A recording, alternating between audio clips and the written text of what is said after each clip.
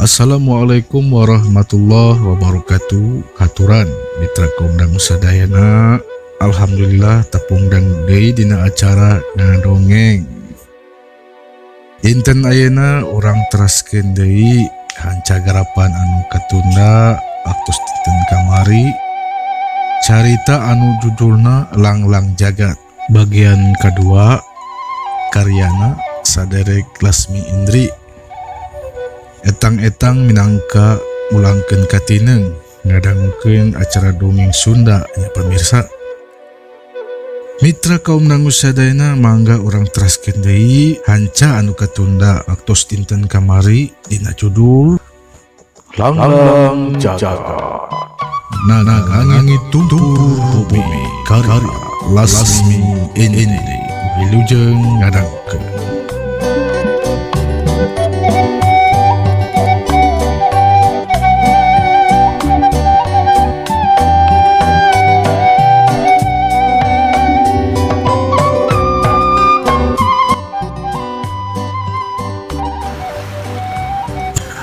Poe isukna Angling Sudraji latihan seperti biasa.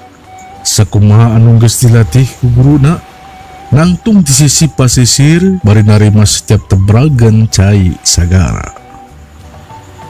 Gerak demi gerak dipintonkeun, dibarengkeun ku ngatur napas pikeun hadirkeun tanaga jero. Tapi duka teuing pengaruh tina tatu duka teuing naon. Sebab setiap gerakan dorongan dengan anu dibarengkeun tenaga jero dadana kerasa panas. Banget berem serta urat-urat nya tarangna raranteng. Sok rajin sirahna kerasa lieur nyautan. Tapi Angling Sudraji tepati malire hal eta. Rasa kanyari geus kalelet ku semangatna. Anu ngagedur hayang buru-buru nyuprih ilmu. Rengse latihan bari langdayeseun. Angling Sudraji ngejoprak dina pasir, terus nangkarak bengkang bari ranghap ranjuk ngatur serta menenangkeun diri.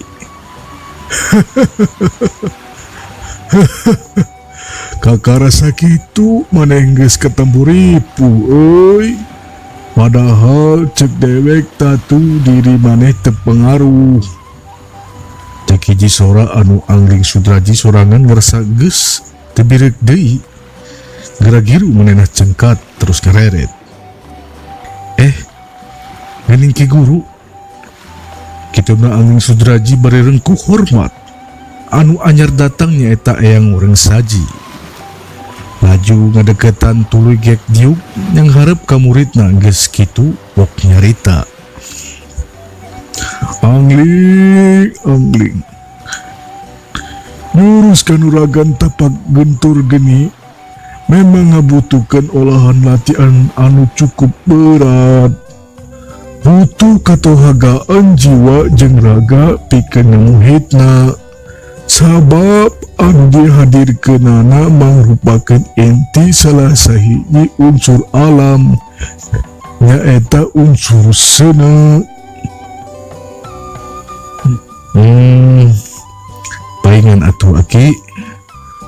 Setiap tarikan tanaga jero dina waktu latihan, dada karasa panas, sareng mestaka asa lieur. Tembal Angling Sudraji nganyakeun. Kumaha wayahna maneh kudu sabar euy. Eta cacak-cacak tingkatan awal. Kakara muhit jurus tapak untur geni, komo engke. Namun geus tincak tintapan aji raja geni, pasti dijamin latihan leuwih berat ti ieu euy. Jadi aya di ilmu leuwih luhur ki guru. Ya euy. Aji raga geni puncakna ilmu unsur geni. Kumatak yang salila umur 100 tahun can pernah aya nu ngelehkeun. Malahan eyang dipercaya ku Nyi Blorong jadi kuncen di ieu sagara. Ngarung kitu, sinar paroma Angling Sudraji di sumringah. Ngarasa beuki sumanget pikeun nimba ilmu ti guruna. Wanci geus ngareleka peuting. Wulan moncorong ngagurat imut. Hirutna sumambar di papat Madyapada. Milu mapaisan alam peting di wewengkon basisir anu kiwari katenyo tenang. Hawa ti peting tiris sarta galura sagara oge tepati teuing gede. Di jero hiji saung anu pernahna tepati jauh di basisir. Karungu Angling Sudraji jeung kirana keur gentrang ngobrol. Dariuk diharap bari ngoprek bajing anu katenjona geus rada mejehan. Tepati teuing nandangan kesakit jiga samemehna. Geus lumayan ayeuna mah kaayana kirana. Cek Angling Sudraji beri renang geui bajing. Kirana katenju imut ngagelenyu bari pok ngawalon. Nya mudah-mudahan eta bajing bisa jag-jag sabihari deui. Tapi asa lebar lamun engke dikencarkeun deui mah kirana. Asa hayang ngukut. Har. Mau dikencarkeun deui eta bajing teh. Kumaha nya? Sabab asa ngadadak ngerasa deket ka ieu bajing teh. Asanya pisan. Nya kumaha Kang Angling we eta mah pameho yang terus dikut eta bajingnya panuju wae. Tapi ari Ki Guru ka mana nya? Tadi asa teu ningalan. Cekirana ipuntungan culak cileuk nanyakeun eyang goreng saji. Asa kaingetan Angling Sudraji jadi sarua heran. Nya kamana Ki Guru? Tadi pas latihan Angling teu pendak kitu. Nya pendak kirana. Tapi sareng saya eta kuring can panggih deui ka mananya. Rengse nyerita kitu Angling Sudraji cengkat nangtung tuluy lunga lengo ke tengah saung. Kirana ngiclik di tukang bari nyerita. Urang tinggal ka basisir we yuk, paling nya aya di dinya. Hayu atuh. Susuganan we Ki Guru keur ngalalauk di basisir. Tembal Angling Sudraji ngaluyuan. Geus kitu mah maranehna ngagara di keluar di saung. Terus arindit nguru ke sisi pasir. Barang tepi kadinya duana jadi ngararaneg. Tetepan jadi ka pusat karena tetenjuan anu aya di harapanana. Rada anggang ti manehna. Ketempo yang uring saji jika kedatangan jalma. Nya sanajan ketempuna taram-taram ku poekna peting tapi masih kene rices. Namun sisi pasisir eyang urang saji keureun yang harapan saurang jalma anu dedeg nama saurang jawara. Malahan maranehna karung bari ngawangkong. Jadi maneh datang ka dieu teh keukeuhnya hayang telem ka sagara ngekot Kris Jarakrama Jaro. Tanya eyang urang saji ku nada sora anu teugeuk. Nya yang kula Jaro sampak ti padepokan macan Manglayang. Memang boga pamuksutan eta. Tembal eta jalma anu ngaku ngaran Jaro sampak ti padepokan macan Manglayang. Ngarungu kitu eyang urang saji tuluy nyerenge seri semu sinis tet manehna ngakihkeun teu depan ka tengah sagara. Geus kitu pok nyarita.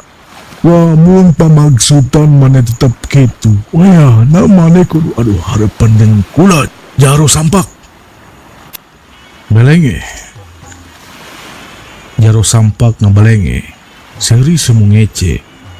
Katampo nama rada angkeuh teu ngarasa gemir kana ancaman eyang wareng saja seperti kitu.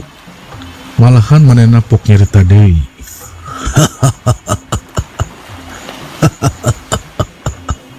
Soal eta kula geus merhitungkeun eyang. Ti anggalna kene samemeh datang ka dieu oge kula geus bisa ngijir. Geus pasti kedatangan kula bakal disampakeun bang-bagya seperti kitu.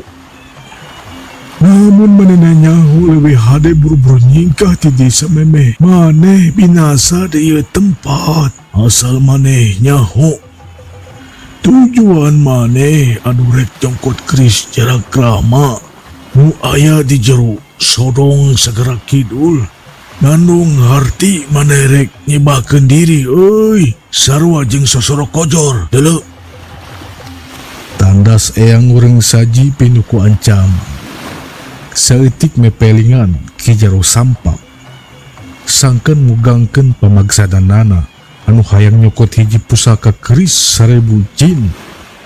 Keris padik cara krama nu aya di jero sodong di dasar sagara. Eyang rek itu rek ieu pamaksudan kula tetep bulit sanajan kudu adu hareupeun jeung anjeun. Kula moal mundur sasiku moal ngejat satunyang beas, malahan sebalikna. Kula miharep eyang ulah rek halang-halangan pamusatan kula. Namun kitu dar geura papatkeun jamba paeh jaro sampak. Pungkas eyang orang saji bari masih netep ke tengah sagara. Sakitu oge geus jadi kepastian. Padaran tarung geus momo bisa dicegah deui. Hareng kitu jaro sampak cepat mundur 2 lengkah ke tukang tuli pancu wangun tangtungan saega tarung. Kuda-kuda dipanceg kana lemah serta sepasang leungeun dipasang ka hareup dibarung ku aliran tenaga jero. Set ner.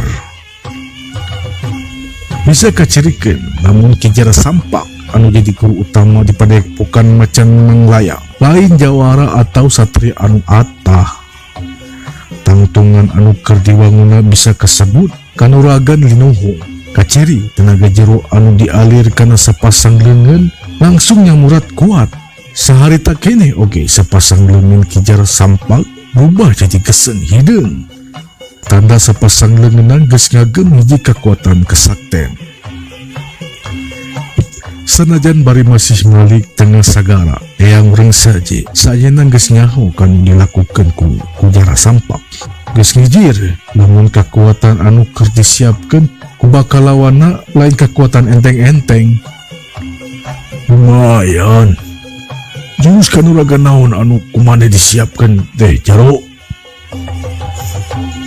Tanya eyang urang saji. Kalawan pinuh ketenangan. Bisi eyang can apal ieu anu disebut ulin kanuragan ruhun wajah. Tembal jara sampak. Semua umagul percaya diri. Geura petakeun. Geura dibankeun eta tenggelan rahun wajah teh ke dewek. Eueuh. Kelayang. Kula moal waka nyerah.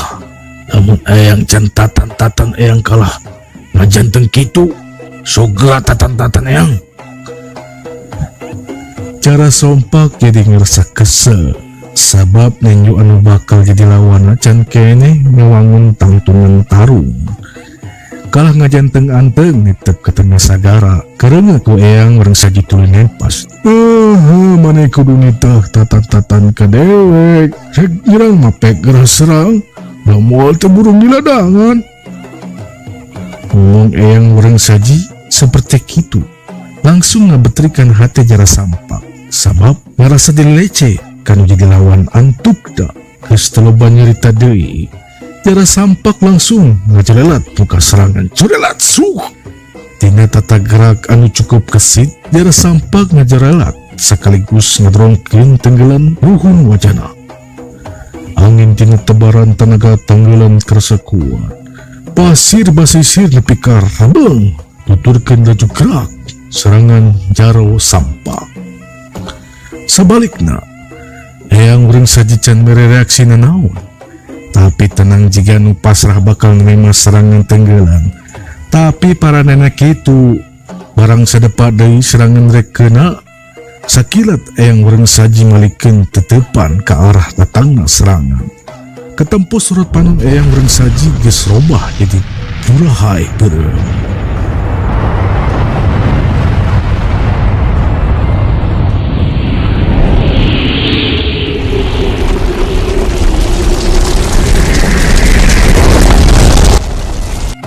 Kejadian anu kadituna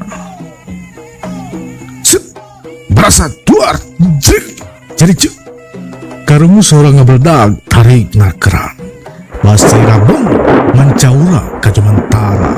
Dituturkan ku awak jaro sampak anu dadalik degaan ke tukang. Jaro sampak jika kepental ku dorongan kekuatan gaib tina sorot panun yang orang saji. Lain mungkul kepental, tapi lengan bajuna oge katenju jiga hurung kaduru. Untung jara sampak cepat kepas kepes maraban sene dina lengan bajuna. Sebenarnya kitu oge jara sampak ngerasa rewas turu kaseber hate. Manena nyaho ilmu anu cikene dipetakeun ku eyang urang saji. Mangrupa ilmu tingkatan luhur, ilmu simajaran. Ilmu simajaran anu bisa metakeun serangan tina sorot panon. Ki jara sampak cepat ngadilikeun diri serta pancuh deui dina tangtunganana. Hawa panas anu sumebar dina leunggeun gancang di sirna nyalurkeun hawa murni kana setiap bulu sarap-sarapna. Rep lamat laun hawa panas mimiti pupus pudar. Tapi sanajan kitu ari hate mah masih kene kasebar kaget. Rewas menempuh kehebatan tarung eyang urang saji anu sama sakali tengah gunakan gerak awak. Cukup ku ngagilirkeun panon carita hiji kekuatan aneh hadir serta tulus malik nyerang dirina. Di alam kejawaraan, ilmu anu cikene dipetakeun ku eyang urang saji mangrupakeun tahapan tarung sajenis sima. Sima netra geni sanggup matakeun serangan jarak jauh ku giliran panon. Tapi lain oge tetua guru padepokan macan menglayang ari kudu beakeun peta yang harapan keahengan kekuatan lawan seperti kitu. Kentak manehna nenden dua tapak leungeun dina lebah beuteung. Tuluy lalaunan ditarik kaluhur sambat dada di barung nyangka tenaga jero leuwih gede. Sarita urat-urat sakujur awak jara sompak ting karetek raranteng. Awak ngagidir nepi ka suku oge mebes kana pasir sambat memuncangan. Nempok kitu eyang urang saji kuru nyerengeh seri. Tapi manehna geus sadar kana kekuatan ki jara sampak anu keur diwatekna bakal leuwih kuat batan tadi. Geratada Luhun syarat bajra yang orang saji hiat curelat hiu kus. Bareng jeung nyarita kitu Ki Jara sompak melesat diiring rembangna pasir.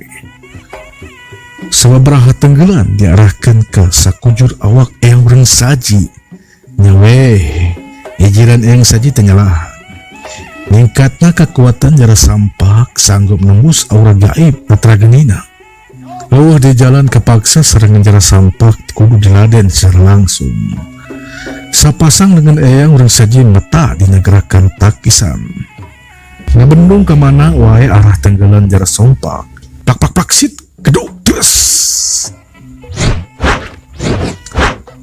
Sabara benturan tenaga jero geus teu bisa disingkahkeun deui.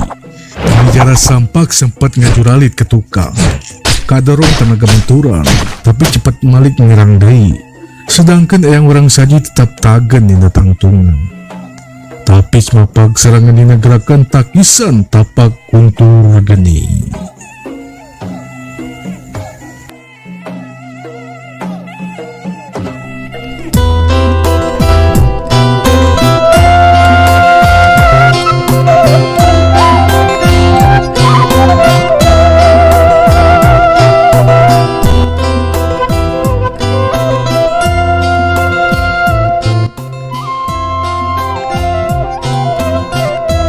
Rupina cerita orang cekapkan heula di dianya pamirsa.